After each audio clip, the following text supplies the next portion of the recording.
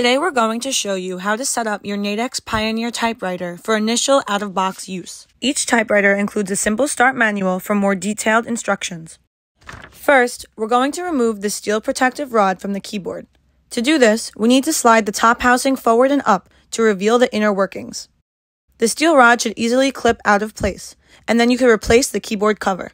Next, we're going to remove the plastic stoppers from the carriage track. You can do this by sliding the carriage track over to easily pull the stopper out.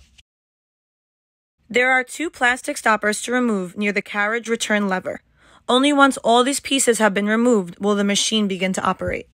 To load paper, first swing up the paper support bar and insert the paper as far as it will go into the insert slot, and use the paper guide to align the left side of the page. Always make sure your paper support lever is up while loading paper. The roller knobs can be used to adjust to your preferred start height. For this example, we're going to set our ink to black and H for font heaviness.